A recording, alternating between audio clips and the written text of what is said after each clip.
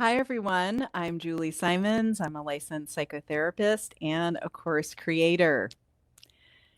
What causes your feelings? Well, if you think to yourself, well, it's my partner that causes my feelings, or maybe you think it's your job, your boss, maybe it's your health.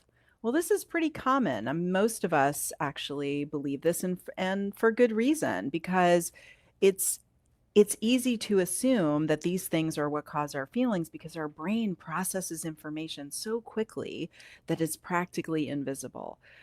But when we're able to slow the mind down and take time to look inward, it starts to become clear that the true source of our feelings are not actually the situations in our lives, but our interpretations of those situations. And the result is a kind of cognitive illusion that can be problematic for our mental health.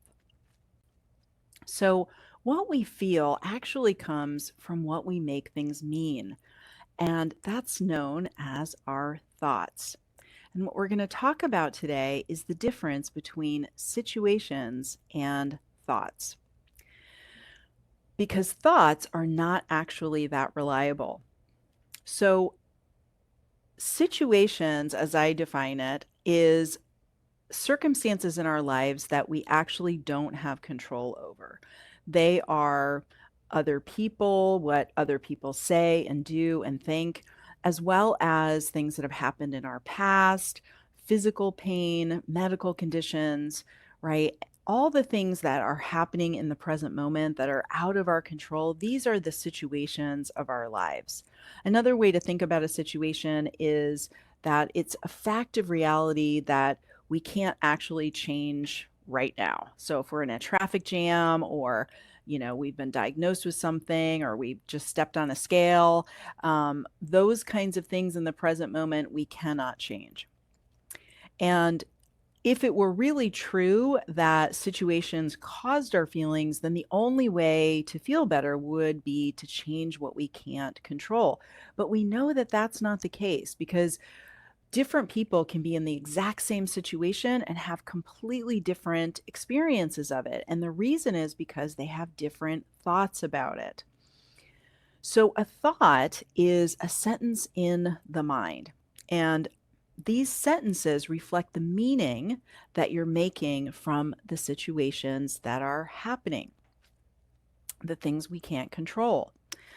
And we generally believe our thoughts. We accept them as accurate observations of reality. But like it says here in the slide, thoughts are not actually reliable. In fact, they only reflect one interpretation of a situation. And that one interpretation is usually based on some cognitive distortions. Now, it makes sense that we naturally accept our thoughts because, well, they're our thoughts and they've been in our head and we've been thinking them over and over again, usually for years and years and years. But there's an abundance of research that shows our mind's susceptibility to cognitive bias and to be able to distort reality. So, knowing the difference between a situation and a thought can be a way of really feeling much more empowered over our emotional health. And that's what this blog talks about is this difference between a situation and a thought. So you understand, I just kind of went over with you what is a situation and what is a thought. It may sound simple that, okay, well, these are two separate things, but being able to make that distinction is a lot harder than you might expect because the brain likes shortcuts. And using a shortcut, it fuses situations and thoughts effortlessly. So, in that way, we lose the ability to see what's actually out of our control and what we actually are making it mean. So, once we can make this distinction between a situation and a thought, it starts increasing our objectivity and decreasing our reactivity. And it can give us this perspective and empower us to be able to decide what we want to be interpreting of the situations in our lives instead of just believing everything we think by habit or history. So there's an exercise that I want you to try out. First, list all the things that are going on in your mind right now. List all those thoughts, all those sentences in your mind. Just get them all out on paper. And then go back through that list and underline the ones that you would say qualify as situations. Then go back through the list again and circle the ones that you would identify as thoughts. Now, remember, thoughts are all the ones that are your opinions, your interpretations, your judgments, those kinds of things. Those are all your thoughts. Situations are going to be much more factual. They're going to have neutral language that is really describing the situation of your life without having all that opinion involved. And then notice how many of those did you circle versus underline. Most of us are going to find there's a lot more circles on that page than underlines, which is totally fine.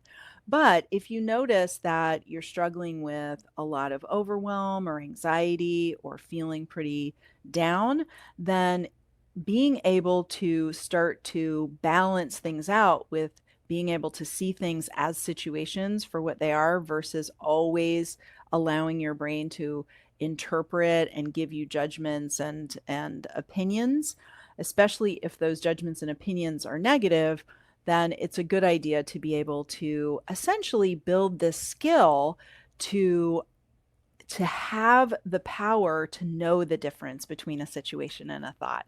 It's a way to get more leverage over your mental health and to feel better. All right. I look forward to connecting with you again soon. Take care.